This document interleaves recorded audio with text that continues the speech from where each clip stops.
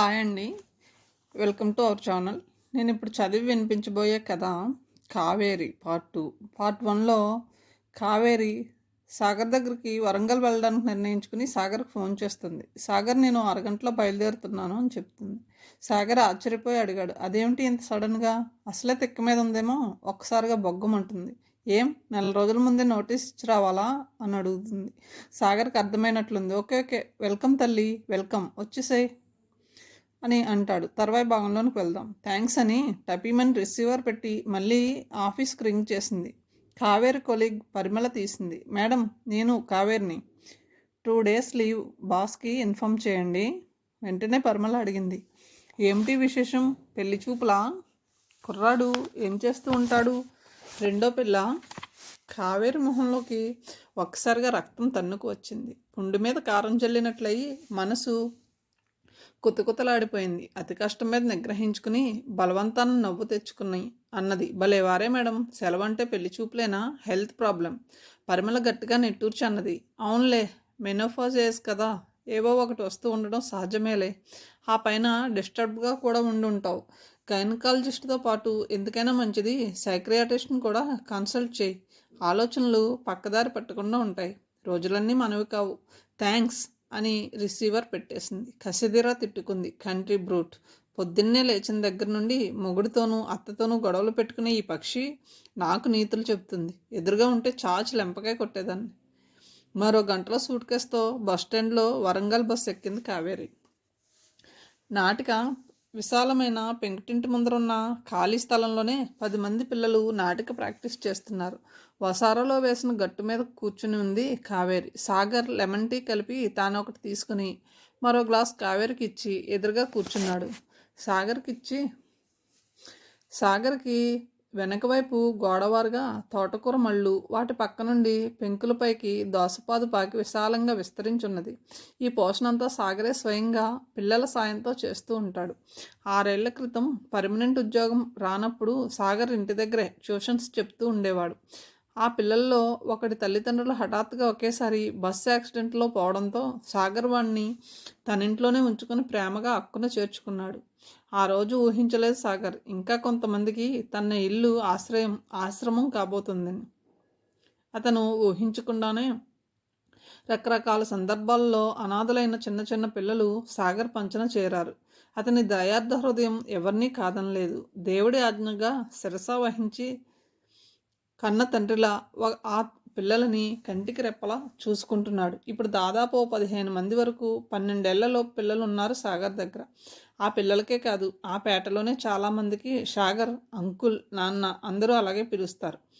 పిత్రార్జితంగా వచ్చిన పెద్ద పెంకుటిల్లు అతని ప్రేమకు అండగా నిలుస్తూ అందరికీ నీడనిస్తుంది. 4 ఏళ్ల క్రితం గవర్నమెంట్ కాలేజీలో లెక్చరర్గా జాబ్ రావడంతో పిల్లల పోషణకి, వంట పనికి ఆయాని, ఓ వంట మనిషిని పెట్టుకుని జీవితం వెల్లదీస్తున్నాడు సందడిగా. మొదట్లో పిల్లలు తరచూ అనారోగ్యం పాలవుతుంటే మందులకి, ఏవో ఆర్థిక అవసరాలకి కావేరి చాలాసార్లు ఆదుకుంది. ఆ సంగతి సాగర్కి తెలుసు. కావేరి అతి సన్నిహిత మిత్రుడు సాగర్. బాధ అయినా సంతోషం అయినా అన్నీ అతనితోనే ఫోన్ ద్వారానో ప్రత్యక్షంగానో పంచుకుంటుంది. అసలు సాగర్ కావేరిల పరిచయమే గమ్మత్తుగా జరిగింది. అది హిమాచల్ ప్రదేశ్లో. కావేరికి ఇష్టమైన వాటిల్లో పూల తోటలు, స్పోర్ట్స్, తర్వాత అమితంగా ఇష్టపడేది మౌంట్ ట్రెక్కింగ్. డిగ్రీ తర్వాత ట్రెక్కింగ్ సెక్షన్ కోసం హిమాచల్ ప్రదేశ్ వెళ్ళినప్పుడు అక్కడ క్యాంపులో పరిచయం అయ్యాడు సాగర్. తెలుగువాడు అవడం, ఎక్కువగా కావేరితోనే సన్నిహితంగా ఉండడం వారి స్నేహాన్ని బలపరిచింది. ఎంతో చురుగ్గా నడుముకి బెల్ట్ కట్టుకుని తాడు ఆధారంతో గాలిలో తేలుతూ, ఒక అడుగు గాలిలో మరో అడుగు గ్రిప్ కోసం ఎత్తుగా ఉన్న కొండ మీద ఆనిస్తూ, మధ్య మధ్యలో కిందకి చూస్తూ, కళ్ళు తిరిగే అనుభవాన్ని ఎంజాయ్ చేస్తూ, పైకి తలెత్తి గమ్యం వైపు, కొండ శిఖరం వైపు పైకి పాకుతూ వెళ్ళడం అదో గొప్ప అనుభూతి. మధ్య మధ్యలో మోకాళ్ళు, వేళ్ల చివర్ల గీరుకుపోవడం సాధారణం. ఆ థ్రిల్ ముందు ఏవీ గుర్తుకురావు. 2 అడుగుల పైనే ఉండి గ్రిప్ కోసం ఇబ్బంది పడుతున్న తనకి చేతిని అందించిన సాగర్ ఆ రోజు నుంచి ఈ రోజు వరకు ఆ స్నేహాస్తాన్ని అందిస్తూనే ఉన్నాడు. మానసికంగా ముఖ్యంగా చాలాసార్లు చికాకుగా ఉన్నప్పుడు సాగర్ ధైర్యవచనాలే కావేరిని ముందుకు నడిపించేవి. అంతేకాదు, ఎవరెన్ని వ్యంగ్య బాణాలు విసిరినా ఆత్మస్థైర్యంతో వాటిని తెలివిగా అందిపుచ్చుకుని తిరిగి వారి మీదకే విసిరికొట్టే తెలివితేటలు నేర్పింది సాగరే. చాలామందికి అంతగా తెలియని విషయం మరొకటి ఉంది. అది సాగర్కి పెళ్ళి అయిన సంగతి.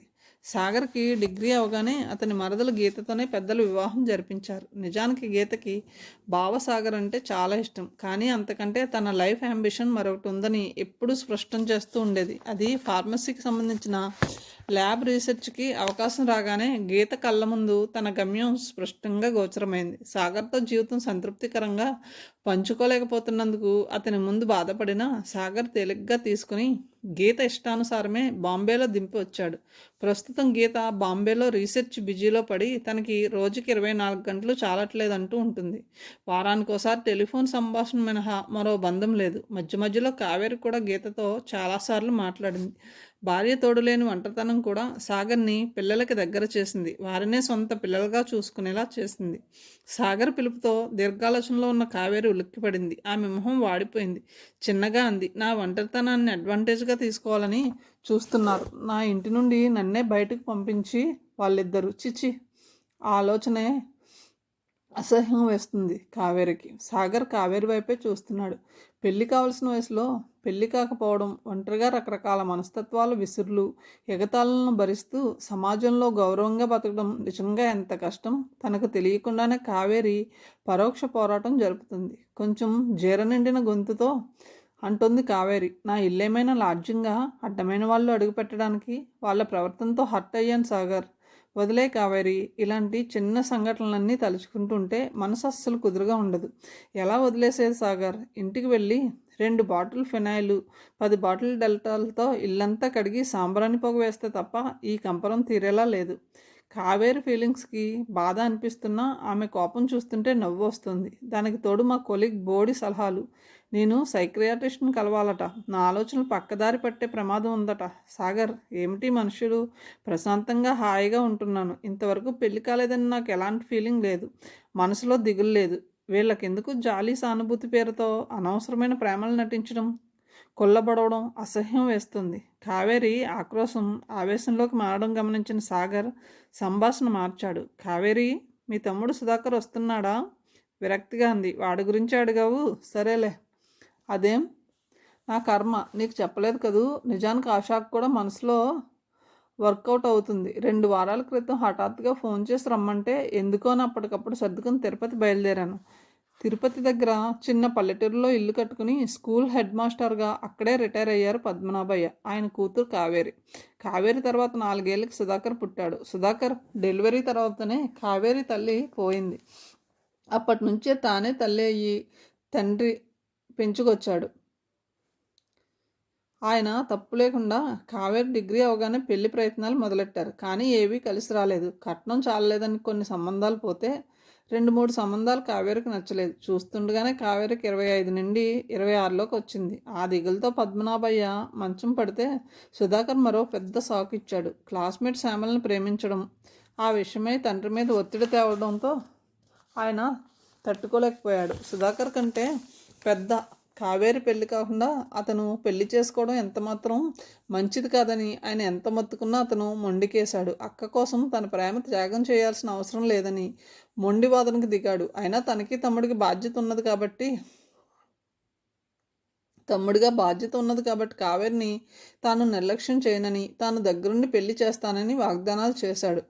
పద్మనాభయ్య వాదించే ఓపికలేక ఆ కుటుంబానికి అత్యంత ఆప్తుడైన ఆ ఊరి వేణుగోపాలస్వామి గుడి అర్చకులు గోవిందాచార్యుల చేత చెప్పించారు. సుధాకర్ 2 రోజులు ఉక్రోషంతో కావేరితో మాట్లాడడం మానేశాడు. తన పెళ్లికి కావేరి పెళ్లి అడ్డొస్తుందనే విధంగా ప్రవర్తించాడు. కావేరి మౌనంగా భరించింది. నిస్సహాయురాలు, మనసులోనే బాధపడింది. ఆ రోజు ఎప్పటి నుండో ప్రయత్నిస్తున్న ఉద్యోగ ప్రయత్నం ఫలించి జాబ్కి అపాయింట్మెంట్ ఆర్డర్ వచ్చిన శుభతరుణంలో హఠాత్తుగా వాకిట్లో ఆగిన ఆటోలో నుండి సుధాకర్ శ్యామలలు మెడలో దండలతో దిగారు. తిరుపతిలో పెళ్లి చేసుకున్నారట. చేయి పట్టుకుని లోపలికి వస్తున్న వాళ్ళిద్దరినీ కళ్ళప్పగించి చూస్తుండిపోయారు పద్మనాభయ్య. వంటింట్లో స్వీట్ చేద్దామని ప్రయత్నంలో ఉన్న కావేరి కూడా ఊహించిన ఆ దృశ్యానికి మొదట్లో సాగు తిన్నది. అతి కష్టం మీద తేరుకుని తమ్ముడిని శ్యామలని నవ్వుతూ లోపలికి ఆహ్వానించింది. మరో 2 వారాల్లో కావేరి హైదరాబాదులో ఉద్యోగంలో చేరింది. ముందుగానే కొడుకు పెళ్లి చేసుకున్నాడని, అతని కంటే పెద్దదైన ఆడపిల్ల పెళ్లి కాలేదని దిగులుతో మరో 6 నెలల్లో హార్ట్అటాక్తో పద్మనాభయ్య తన దారి తను చూసుకున్నారు. సుధాకర్కి ఫుడ్ కార్పొరేషన్లో తిరుపతిలోనే ఉద్యోగం రావడంతో ఆ పల్లెటూరులోనే ఆ ఇంట్లోనే కాపురం పెట్టి రోజు తిరుపతి తిరుగుతున్నాడు. సంసారం మోజులో 1-2 ఏళ్ళు కావేరి పెళ్లి గురించి పెద్దగా పట్టించుకోకపోయినా సుధాకర్ తర్వాత 2-3 సంబంధాలు చూశాడు. ఒకటి రెండో పెళ్లి, మరొకటి దుబాయ్ సంబంధం. వాటి గురించి వాకప్ చేసిన గోవిందాచార్యులు గట్టిగా చెప్పారు. ఆ సంబంధాలు రెండూ వద్దని, పెళ్లి విషయంలో హడావుడి పడవద్దని హెచ్చరించారు. సుధాకర్ హడావుడి పడకపోయినా నిర్లక్ష్యం చేసినా కావేరికి మాత్రం వయసు మీరుతుంది. తిరుపతిలో దిగిన కావేరి వెంటనే మరో బస్సు ఎక్కి తన ఊరు బయలుదేరి 1 గంటలో ఇల్లు చేరింది. కావేరిని చూడగానే శ్యామల ప్రేమగా లోపలికి తీసుకెళ్ళింది. అంత క్రితం లేని ఫర్నిచర్ చాలా చేరింది ఇంట్లో.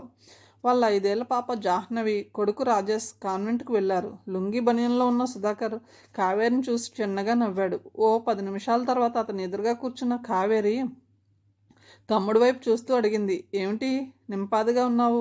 ఎందుకు సడన్గా రమ్మన్నావు? ఆఫీస్కి లీవ్ పెట్టావా? 2 క్షణాల మౌనం తర్వాత నెమ్మదిగా పెదవి విప్పి పిడుగులాంటి ఆ వార్త నింపాదిగా చెప్పాడు. ఆ మాట వింటూనే నివ్వెరపోయింది కావేరి. నోట మాట రాలేదు. అతి కష్టం మీద సంభాళించుకుని అడిగింది మళ్ళీ నిర్ధారించుకోవడానికి, ఏమంటున్నావు సుధాకర్? నిజమేనా? విఆర్ఎస్ తీసుకున్నావా? అవును, ఉద్యోగం చేయలేకపోతున్నాను. ఆ టెన్షన్ పడడం నా వల్ల కాదు. అందుకే. అయితే ఉద్యోగం మానేయడమేనా? కోపంగా అరిచింది. వెంటనే వెనక ఉన్న శ్యామల అందుకుంది కోపంగా. ఇలా ఉద్యోగం మానేస్తున్నానని కనీసం నాకు కూడా చెప్పలేదు. సుధాకర్, ఒకప్పుడు మనం ఎంత కష్టపడి పైకొచ్చామో, ఎంత ఆర్థిక ఇబ్బందులను ఎదుర్కొని నాన్న మనల్ని ఈ స్థితికి తీసుకొచ్చారో నీకు గుర్తుందా? నీకు అర్థం కాదులే. Domination, work pressure, depression. ఒక్కసారిగా ఆవేశం కట్టలు తెంచుకుంది కావేరిలో. షటప్, నేను ఎంప్లాయీనే. ఆ కష్ట సుఖాలు నాకు తెలుసు. నిజం చెప్పాలంటే నీకంటే ఎక్కువ టెన్షన్కి గురవుతున్నాను. అయినా మూర్ఖంగా ఉద్యోగం వదిలేయలేదే.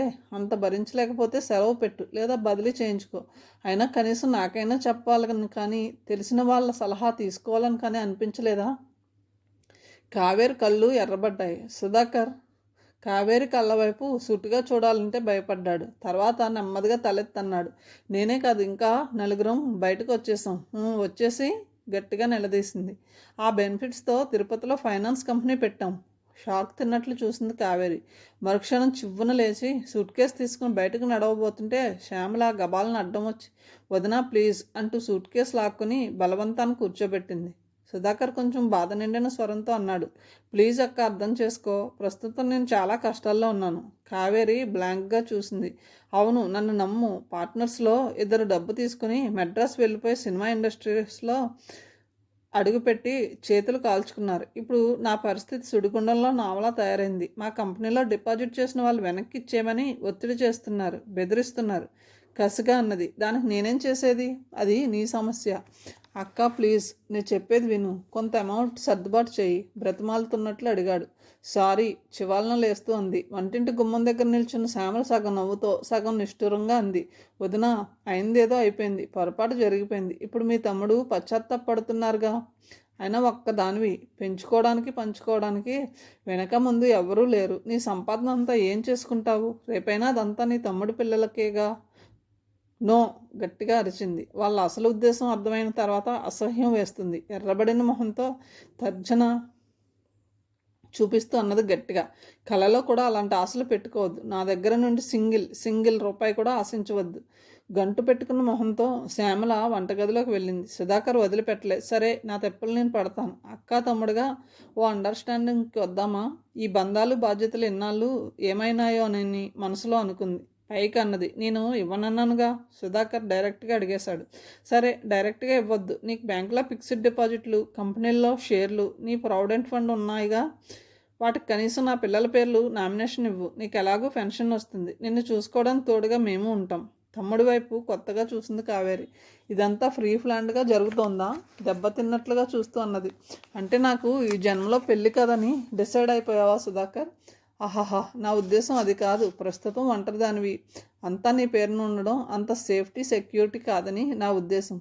కావేరికి మనసు విరిగిపోయింది. సుధాకర్‌కు ఎలాంటి సమాధానం ఇవ్వకుండా లేచి గదిలోకి వెళ్ళబోతుంటే కాఫీ కప్‌తో శ్యామల ఎదురైంది.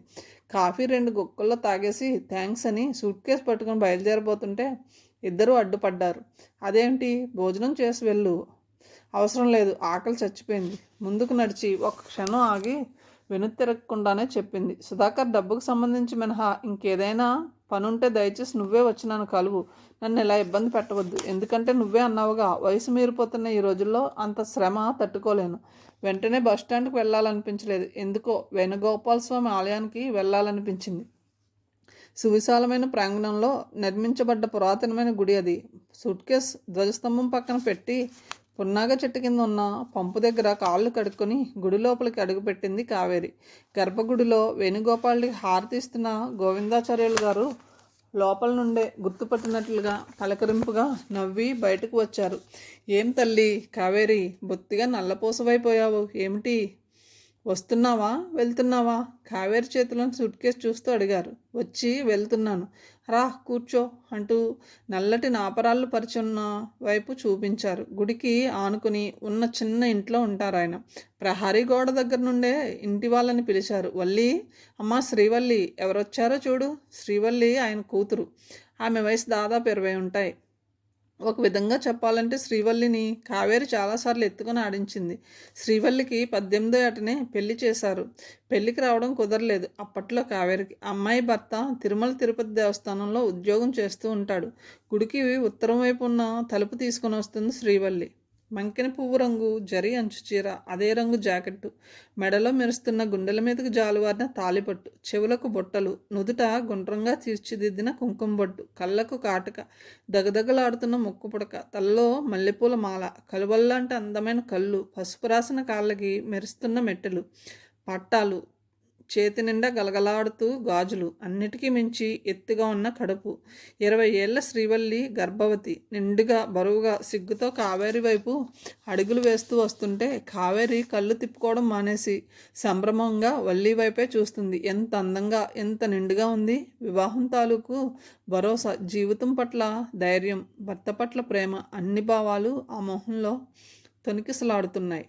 ఈ అమ్మాయి నేను ఒకప్పుడు తను భుజాన వేసుకుని లాలించింది. దగ్గరకు వచ్చిన శ్రీవల్లి పలకరించింది. బాగున్నారా? కావేరి నవ్వుతూ తలూపింది. ఇంతలో గోవిందాచార్యులు గారు ఆకుదనిలో పులిహార తీసుకొచ్చి కావేరి చేతిలో పెట్టి, తీసుకోమ్మా ప్రసాదం అన్నారు. శ్రీవల్లికి కింద కూర్చోవడం ఇబ్బంది కనుక అక్కడే ఎత్తుగా ఉన్న అరుగు మీద కూర్చుంది. కాసేపు మౌనం తర్వాత ఆయన కావేరిని పలకరించారు. ఏమ్మా బాగా చిక్కుపోయావు, దిగులు పడుతున్నావా? అలాంటి ఇదేం లేదు బాబాయ్ గారు. నువ్వు ఎంత కాదని కప్పిపుచ్చినా పెద్దవాడిని, ఆ మాత్రం గ్రహించలేను. మీ నాన్న నీ పెళ్లి గురించి ఎంత తప్పించిపోయాడు. సుధాకర్ ఒక విధంగా తన స్వార్థమే చూసుకున్నాడు. ఇప్పటికీ నిర్లక్ష్యంగానే ప్రవర్తిస్తున్నాడు. క్రిందటి నెలలో 2 సార్లు కబురు చేసినా రాలేదు అంది చిన్నగా, మోకాళ్ళ మీద తల ఆనిస్తూ. కానీ కావేరి, మనసులో ఏం పెట్టుకోవద్దు. దేనికైనా సమయం రావాలి. ఆ భగవంతుడి నిర్ణయం ఎలా ఉంటే అలానే జరుగుతుంది. నేను అదే కర్మ సిద్ధాంతాన్ని నమ్ముకున్నాను బాబాయ్ గారు. అందుకే అంతగా పెళ్లి గురించి ఆలోచించడం లేదు. దీర్ఘంగా నిట్టూర్చారు ఆయన. కాసేపు కూర్చుని బయలుదేరింది. వెళ్తుంటే కళ్యాణమస్తు అంటూ దీవించారు గోవిందాచార్యులు గారు. గుడి వాకిల వరకు వచ్చింది శ్రీవల్లి. బస్సులో వస్తుంటే కావేరికి శ్రీవల్లి ఎంతగా గుర్తుకొచ్చిందో అలాగే దుర్గ కూడా గుర్తుకొచ్చింది. దుర్గ తమ అపార్ట్మెంట్ కింద సెల్లార్లో రూమ్ తీసుకుని కాపురం ఉంటున్న వాచ్మెన్ కూతురు. అమ్మాయికి కూడా 18 ఏడు నిండకుండానే పెళ్లి చేశాడు. కూతురు పెళ్ళంటే సంతోషంగా కావేరి కొంత డబ్బు సహాయం కూడా చేసింది. ఒక శుభముహూర్తంలో జరిగిన సామూహిక వివాహాల్లో కూతురు వివాహం కూడా జరిపించాడు వాచ్మెన్. అల్లుడు నిజామాబాద్లో ప్రెస్లో చేస్తూ ఉంటాడు. దుర్గను కాపురానికి పంపిన నెలకే గోడకు కొట్టిన రాయిలా తిరిగి వచ్చేసింది. కథ షరా మామూలే. డబ్బు కోసం పీడించడం, అల్లుడికి తాగుడు ఎక్కువేనని తర్వాత తెలిసింది. పెళ్లికి ముందు ఎంతో ఉత్సాహంగా నవ్వుతూ తులుతూ కనిపించే దుర్గమొహంలో విచారం, ఏదో ఆలోచిస్తూ కనిపిస్తూ ఉండేది. అంత చిన్న వయసులోనే నడుము వంగిపోయిన దానిలా, నీరసంగా జబ్బు పడిన దానిలా కనిపిస్తుంది. ఇద్దరికీ వయసులో పెళ్ళిళ్ళైనా శ్రీవల్లికి దుర్గకి ఎంత తేడా! దీర్ఘంగా నిట్టూర్చి అది జరిగిన సంఘటనతో పాటు తన ఆలోచనలు కూడా కలిపి మొత్తం అంతా చెప్పింది. సాగర్ మౌనంగా వింటూ ఉండిపోయాడు. చూడు సాగర్, తోబుట్టువు వాళ్ళంటున్న తోబుట్టు సెంటిమెంట్ కానీ ఎంత స్వార్థపరులో. అందరి దృష్టి నా సంపాదన మీదే. పైగా ఇక నాకు జీవితంలో పెళ్ళే కాదని ఓ డెసిషన్. మళ్ళీ తిరిగి ఫోన్ చేయాలని కూడా అనిపించడం లేదు. వదిలే కావేరి, నువ్వన్నావే నిజమే. ఎవరి స్వార్థం వారిది. నువ్వు కూడా అలానే ఆలోచించు. పెళ్ళంటావా, అవుతుంది, ఎందుకు కాదు. ఒకవేళ కాకపోయినా అదేం ఘోర తప్పిదం, మహాపాపం కాదు. ఈ దేశంలో పెళ్ళి కాకపోయినా ఆనందంగా జీవితాన్ని గడుపుతున్న వాళ్ళు ఎంతమంది లేరు. ఉదాహరణకు నన్ను తీసుకో. పేరుకి పెళ్ళయింది కానీ నీకు నాకు తేడా ఏముంది చెప్పు. నువ్వు మగవాడివి, నీ సంగతి వేరు. పెళ్ళి కాకపోయినా పెద్దగా పట్టించుకోరు. కానీ మా పరిస్థితి వేరు. అందరి కబుర్లకి విశేషణాలకి సెంట్రల్ పాయింట్ మేమే అవుతున్నాం. భయపడుతున్నావా? అలాంటిది ఏమీ లేదనుకో. కానీ ఎంత సర్ది చెప్పుకున్నా ఇలాంటి సంఘటనలు చూస్తుంటే బాధగా అనిపించదు. సంభాషణ తుంచేస్తూ అన్నాడు సాగర్. సరే కావేరి, 2 రోజులు ఉంటావా? ఓహో, రేపు సాయంత్రం వెళ్ళిపోతా. ఇప్పటికే తరచూ సెలవులు పెడుతున్నానని బాస్ బోర్మంటున్నాడు. ఓ చిన్న హెల్ప్ కావాలి. చెప్పు సాగర్, సిన్సియర్గా అంది. పిల్లల్లో 3 2 రోజుల నుండి దగ్గు ఆయాసంతో బాధపడుతున్నారు. వీళ్ళతో పాటు అందరినీ డాక్టర్ దగ్గర తీసుకెళ్ళి చెకప్ చేయించాలి. రొటీన్ చెకప్ అంతే. నాకు రేపు ఇన్విజిలేషన్ ఉంది, అందుకు. ఓ సింతేనా? అందరినీ డాక్టర్ దగ్గర తీసుకెళ్లే బాధ్యత నాది, సరేనా? కావేరి భరోసా ఇచ్చింది. కాసేపటికి వంట మనిషి రావడంతో ఏం చేయాలో పురమాయించాడు సాగర్. మర్నాడు సాగర్ కాలేజీకి వెళ్ళిపోయిన తర్వాత పిల్లలందరినీ క్యూలో రోడ్డు మీద నడిపించుకుంటూ వెనక నుండి తను లీడ్ చేస్తూ జాగ్రత్తగా సాగర్ చెప్పిన హాస్పిటల్కి తీసుకువెళ్ళింది. Harinarayana nursing home. కావేరికి మనసులో ఆ పేరు ఎక్కడో విన్నట్లు అనిపించింది. ఆమె ఊహ నిజమే అన్నట్లుగా పక్క నుండి వినిపించిందో కంఠం. What a surprise. అదిరిపడి తల తిప్పి చూసింది. వైట్ డ్రెస్ మీద తెల్లకోటు, మెడలో స్టెత్. నవ్వుతూ తన వైపే చూస్తున్న డాక్టర్ హరినారాయణ. ఒకప్పుడు బీఎస్సీలో తన క్లాస్మేట్. హరి, ఆశ్చర్యంగా పిలిచింది. హరి వెనకే గుంపులో పిల్లలతో పాటు కావేరి కూడా కన్సల్టింగ్ రూమ్లోకి నడిచి హరి ఎదురుగా కూర్చుంది. నిజంగా కావేరేనా? ఏమిటి ఇక్కడ ఈ పిల్లలు? అంకుల్, నాన్న సాగర్ తాలూకు కదా? ప్రశ్నల వర్షం కురిపిస్తుంటే ఆగాగు అంటూ వారించి, సాగర్ నాకు స్నేహితుడు, చూడ్డానికి వచ్చి ఇదిగో ఇలా. మళ్ళీ ఏదో గుర్తు వచ్చినట్లు ఒక్క క్షణం సందేహంతో ఆగింది. అడుగుదామా వద్దా అని. ఆగి నెమ్మదిగా అడిగింది. హరి, విమల. హాయిగా నవ్వేశాడు హరి. విమ్ సలక్షణంగా ఉంది. ఇక్కడే ఇంటి దగ్గరే హాయిగా విమ్తో అంట్లు తోముకుంటూ గుట్టిగా కాపురం చేసుకుంటూ నా గొడవ మా పిల్లల అల్లరి భరిస్తూ సహనంగా శాంతంగా. కావేరి కూడా మనసారా నవ్వేసింది. డిగ్రీలో ఉండగా సెకండ్ ఇయర్లో మొదలైన హరి విమలల ప్రేమ ఫైనల్ ఇయర్ కల్లా పాకాన పడింది. అయితే ఇద్దరు తర్వాత పెళ్లి చేసుకుని సెటిల్ అయిపోయారన్నమాట. తర్వాత నర్సు సహాయంతో హరి పిల్లలందరినీ చెకప్ చేసి మెడిసిన్స్ రాసి ఇచ్చాడు. ఇంతలో పేషెంట్స్ రావడం మొదలవడంతో కావేరి బయలుదేరబోతుంటే హరి తన ఇంటి అడ్రస్ ఇచ్చి విమలను కూడా కలిసి వెళ్ళమని ఇంటికి ఆహ్వానించాడు. ఇంటికి వచ్చాక పిల్లలకు భోజనాలు పెట్టి కాసేపు నడుము వాల్చింది కావేరి. చాలా రోజుల తర్వాత 20 ఏళ్ల నాటి పాత మిత్రులను కలవడం ఎంతో ఆనందంగా అనిపిస్తుంది. సాగర్ వచ్చే సమయానికి కావేరి రెడీ అయ్యి సాగర్ రాగానే చెప్పి ఆటోలో హరి ఇంటికి బయలుదేరింది. ఓ పావుగంటలోనే చేరింది. కావేరిని వాకిట్లో చూడగానే లోపల నుండి పరిగెత్తుకు వచ్చింది విమల. రా కావేరి, నీకోసమే సాయంత్రం నుండి ఎదురు చూస్తున్నాను. హరి మధ్యాహ్నం చెప్పిన దగ్గర నుండి నిన్నెప్పుడు చూస్తానా అని మనసు ఆగట్లేదనుకో. చేతులు వదలకుండానే లోపలికి లాక్కెళ్ళి సోఫాలో కూర్చోబెట్టి తను పక్కనే కూర్చుంటూ అన్నది. కావేరి చిరునవ్వుతో విమల చేతులు విడిపించుకుని ఉంది. అవును, నాకు అనుకుని ఈ కలయికకి చాలా సంతోషంగా ఉంది. ఎప్పటి మాట, 22 ఏళ్ల వెనక్కి. కిలకిలా నవ్వింది విమల. ఆమె నవ్వితే బుగ్గలు సొట్టలు పడి అందమైన పలువరుస తలెక్కుమంటూ చూడడం చాలా అందంగా ఉంటుంది.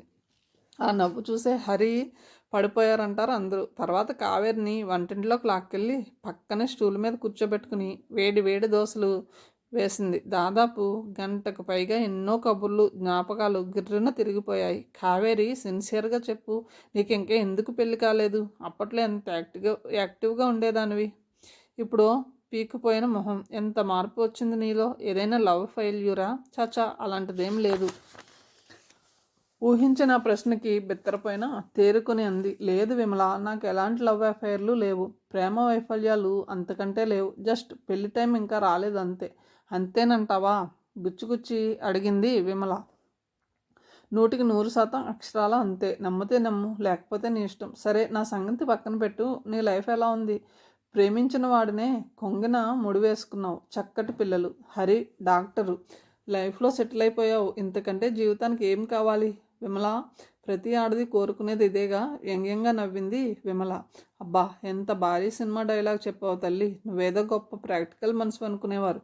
ఆఖరికి నీ ఫీలింగ్స్ కూడా ఇలా సగటు ఆడదానికి మళ్ళీ చల్లటి సంసారం, చక్కటి సంతానం అంటూ పాటలు పాడుకునే స్థాయిలో ఉన్నాయా? జీవితం అంటే పెళ్ళి, ఇల్లు, సంసారం, సంతానం, ఇంతేనా? ఇంకేం లేవా? కావేరి విమల వైపు కొత్తగా ప్రశ్నార్థకంగా చూసింది. చెబితే నమ్మవు. నిన్ను చూస్తుంటే నాకు జలసీగా ఉంది తెలుసా. స్వేచ్ఛగా ఉన్నావు. నీ అభిప్రాయాలు, నీ ఆలోచనలు నీవిగానే ఉన్నాయి. వాటిని డామినేట్ చేసేవాళ్ళు, నియంత్రించేవాళ్ళు నీ జీవితంలో లేరు. 20 ఏళ్ల క్రితం నేను ఇలాంటి కళ్ళు భ్రమలతోనే గడిపేదాన్ని. నీకు తెలుసుగా, హరితో నా ప్రేమ గురించి ఇంట్లో చెప్పాం. ఇరువైపుల నుండి తీవ్ర నిరసననే ఎదుర్కోవాల్సి వచ్చింది. నాన్న సత్యాగ్రహం, అమ్మ మౌనవ్రతం, అన్నయ్య కోపం, ఇన్నింటిని భరించి ఆఖరికి అటు వాళ్ళని కాదనుకుని ప్రేమ జీవితం. హరికి నేను, నాకు హరి అని రహస్యంగా రిజిస్టర్ మ్యారేజ్. అప్పటికి హరి మెడిసిన్ కంప్లీట్ కాల. ఏడాది తర్వాత కానీ తెలిసి రాలేదు. నేను కానీ హరి కానీ కోల్పోయింది ఏమిటో. కన్నవాళ్ళంటే అయిన వాళ్ళు ఆదరణకు దూరమైపోయాం. ఊహించిన ఆర్థిక ఇబ్బందులు, దానికి తోడు ప్రెగ్నెన్సీ. అబ్బా, ఊహించుకోవడానికే బాధ. ఇప్పుడు అనిపిస్తుంది ఇంతమందిని కాదనుకుని ఏం సాధించాం. కోర్స్ హరి డాక్టర్గా సెటిల్ అవ్వడం, పిల్లలు పెద్ద అవడం, ఆర్థికంగా నిలదొక్కుకోవడం జరిగాయనుకో. కానీ నేను చెప్పినవి కుటుంబ పరంగా. నా వ్యక్తిగతంగా ఎంత కోల్పోయానో తెలుసా. నాకు డ్యాన్స్ అంటే ప్రాణం. కూచిపూడి నేర్చుకున్నాను పెళ్లి కాకముందు. దాదాపు 50 ప్రదర్శనలు కూడా ఇచ్చాను. ఎప్పటికైనా గొప్ప డాన్సర్ని కావాలని, పెద్ద పెద్ద కళాకారులతో కలిసి నృత్య ప్రదర్శన ఇవ్వాలని నా ఆశయం. కానీ ప్రేమికుడైన హరి కూడా మగాడేగా. మంచి భర్తే కావచ్చు, సమాజంలో మంచి డాక్టరే అవ్వచ్చు. నా సొంత అభిప్రాయాలను, ఇష్టాలను కూడా గౌరవించాలిగా. అదే జరగలేదు కావేరి. ఏదైనా భరిస్తాను కానీ తన భార్య నలుగురి ముందు గజ్జి కట్టడం ఇష్టం లేదని ఖచ్చితంగా చెప్పేశాడు. ఇక అతనితో గొడవలు పెంచుకోవడం ఇష్టం లేక నా అసల్ని కలల్ని నాలోనే మౌనంగా చంపేసుకున్నాను. పాత ఆల్బమ్లు తిరిగేస్తున్నా, పాత డైరీలు చదువుతున్నా మనసు అసంతృప్తితో మూలుగుతుంది. మనసు ఎదురు తిరిగి నిలదీస్తున్నా మౌనంగా నోరు మూస్తున్నాను. కావేరి, ప్రస్తుతం నా ఆలోచనలోనే గజ్జలు కూడా తుప్పుపట్టిపోయినాయి. అప్పుడప్పుడు అనిపిస్తూ ఉంటుంది, ప్రేమ వ్యామోహంలో పడి తొందరపడి పెళ్లి చేసుకోకుండా ఉంటే నా జీవితం మరొకలా ఉండేదేమో. అందరిలా 10 మందిలో తలంచుకుని సంసారం చేసుకుంటూ కాక గర్వంగా తలెత్తుకుని 10 మంది కరతాళ ధ్వనులు అందుకుంటూ ఉండేదాన్నేమో. ఏమో, నువ్వన్నట్లు కాలం కలిసి రాక పెళ్ళి కాకపోయినా అది దురదృష్టం కాదు, నీకు అవకాశం, అదృష్టం. కావేరి విమలనే చూస్తుంది. కిలకిలా నవ్వుతున్న ఆ నవ్వు వెనుక ఎంతటి విరక్తి, ఎంత అసంతృప్తి. పెళ్లి చేసుకున్న అందరి జీవితాలు ఇంతేనా? ఓ 5 నిమిషాల నిశ్శబ్దం తర్వాత అంది కావేరి. ఇంకా మన క్లాస్మేట్స్ ఎవరినైనా కలుస్తున్నారా? విమల గుర్తు తెచ్చుకుంటూ అన్నది. చాలా తక్కువ. దానికి కారణం మేమే దూరంగా వచ్చేసాం అన్నట్లు. ఓ 5 ఏళ్ల క్రితం అనుకుంటా ధనలక్ష్మి కలిసింది. ధనలక్ష్మి గుర్తుందా? కావేరి కళ్ళ ముందు ధనలక్ష్మి ఆకృతి మెదిలింది. చామన ఛాయతో బొద్దుగా పొట్టుగా, తరచూ పట్టులంగా ఓని వేసుకునే ముద్దబంతి పువ్వులో ఉండే ధనలక్ష్మి ఎలా మర్చిపోగలదు? ప్రతి శుక్రవారం తప్పనిసరిగా నడుముకి గజ్జెల పడ్డాను. మెడలో చంద్రహారం, చేతి నిండుగా రాళ్ల గాజులు, భుజం మీదుగా ముందుకు వేసుకున్న జడకుప్పెలు, వాలు జడ నిండుగా చామంతి చెండు, కాళ్ళకి గజ్జెల పట్టీలు, చేతులకు గోరింటాకు. గల్లుమంటూ ధనలక్ష్మి క్లాస్ రూమ్లో అడుగు పెడుతుంటే సాక్షాత్తు పైనుండి ఆ ధనలక్ష్మి చేతిలో పుస్తకాలతో కాలేజీకి వస్తున్నట్లు అనిపించేది. విమల చెప్పింది నిజం చెప్పాలంటే ధనలక్ష్మి జీవితం కూడా అంత సంతృప్తికరంగా ఉన్నట్లు లేదు కావేరి. కుజదోషమని, జ్యేష్ఠ నక్షత్రమని, కొంచెం నలుపని, పొట్టి అని, ఇలా రకరకాల కారణాల వలన 30 సంవత్సరాల వరకు ధనలక్ష్మికి పెళ్లి కాలేదు. పాపం, వాళ్ళ నాన్న ఎంత కట్నం కుమ్మరించడానికి సిద్ధంగా ఉన్నా ఈ అమ్మాయికి పెళ్లి యోగ్యత ఉన్నట్లు లేదు. ఆయనతో పాటు ధనలక్ష్మి కూడా దిగులు పడిపోయిందట. దాని మాటల్లోనే చెప్పాలంటే అట్ల తద్ది తెల్లవారుజామునే లేచి నాకంటే చిన్న వయసు పిల్లలతో కలిసి కోరిన పెనుమటిని ఇయ్యవే అంటూ గంట సేపు నడుములు లాగేసేలా, కళ్ళు గిరగిరా తిరిగేలా ఉయ్యాలూగాను. మొగలి పువ్వంటి మొగుడిని ఇయ్యవే అంటూ సంక్రాంతి గొబ్బెమ్మల చుట్టూ కాళ్ళు నొప్పులు పుట్టేలా ఆటలాడాను, పాటలు పాడాను. కార్తీక మాసంలో 4ంటికే లేచి గజగజ వణుకుతూ చన్నీళ్లతో తలస్నానం చేసి నదిలో కార్తీక దీపం వెలిగించాను. వ్రతాలు నోములు తీర్థయాత్రలు అయితే లెక్కే లేదు. అయినా ఎలాంటి పెనిమిటి వెతుక్కుంటూ రాలేదు. విమల చెబుతుంటే కావేరి పక్కపక్క నవ్వింది. ఆయా సీన్లలో ధనలక్ష్మిని ఊహించుకుంటే మరీ నవ్వొస్తుంది. చివరికి టెన్షన్ తట్టుకోలేక మొత్తానికి ఏదో హడావుడిగా సంబంధం చూసేసి ఇక దానికి పెళ్లి కాదేమోనన్న భయంతో తాళి కట్టించి హమ్మయ్య అని చేతులు దులుపుకున్నారట దాని తల్లిదండ్రులు. కిందటిసారి కలిసినప్పుడు చూశానుగా, దాని పక్కన దర్భపుల్లలా అర్భకుడల్లే ఉన్నాడు ధనలక్ష్మి మొగుడు. ధనలక్ష్మికి ఆ సంబంధం అస్సలు ఇష్టం లేదట. కేవలం వయసు ముదిరిపోతుంది, ఇక సంబంధాలు రావని కట్టబెట్టడంతో ధనలక్ష్మి ఆలోచనలో చేష్టల్లో ఎంత మార్పు వచ్చిందో తెలుసా? ఒకప్పుడు నవ్వుతూ సౌమ్యంగా ఉండేది ఇప్పుడు గయ్యాల్లా తయారైంది. తన అసంతృప్తినంతా మొగుడి మీద అరుస్తూ తీర్చుకుంటుంది. మొహంలో ఎప్పుడు చిరాకు, రుసరుస. ఆ ఫీలింగ్స్, బీపీ, కోపం, అసంతృప్తి పోగొట్టుకోవడానికి ప్రస్తుతం ధనలక్ష్మి పూర్తిగా వేదాంత ధోరణిలో పడిపోయింది. ఎక్కడ ఏ భజన జరిగినా, సత్సంగం జరిగినా ముందుంటుంది. దాని మాటల్లో నాకు అర్థమైంది అది. కోరుకున్న అందమైన మొగుడు, సంతృప్తికరమైన సంసారం దక్కకపోవడంతో అసంతృప్తి, డిప్రెషన్కి గురై అవి అశాంతి కోపంలోకి దింపి ఆఖరికి ఇదిగో ఇలా వైరాగ్యంలో కొట్టుమిట్టాడుతుంది. పిల్లలు కూడా ఉన్నట్లు లేరు. విమల చెప్పడం ఆపగానే కావేరి మనసు అదోలా అయిపోయింది. పెళ్ళి కొంతమందికి వరమైతే మరొకరికి శాపం. మరి ఇంకొంతమంది దంపతులు ఎంతో అన్యోన్యంగా ఆదర్శంగా జీవిస్తున్నామంటారు. ఒకరు లేనిదే మరొకరు ఉండలేమని, భార్య లేదా భర్త ఎడబాటుతో జీవితం శూన్యమని అంటుంటారు. మరి నిజంగా అది మనసా వాచా కర్మన అనిపించే భావనేనా, లేక నటన? పైకి చెప్పే మాటలేనా? ఏమో. మరి పురాణాల్లో, ఇతిహాసాల్లో చెప్పే మన హిందూ వైవాహిక బంధం అంత గట్టిదా? ప్రేమ అనే ఆ అగ్నిగుండంలో అసంతృప్తి, ఇష్టం లేకపోవడం, పోట్లాటలు, మాట పట్టింపులు అన్నీ మాడి మసేయి చివరికి ఆ బంధమే మహోజ్వలంగా ప్రజ్వరిల్లుతుందేమో. ఈ ఫీలింగ్స్ అన్నీ తాత్కాలికమేమో. కలకాలం నిలిచి ఉండేది నిజంగా భార్యాభర్తల బంధమేనేమో. విమల టీ కలిపిస్తూ అడిగింది. ఏమిటి కావేరి అంత దీర్ఘాలోచన?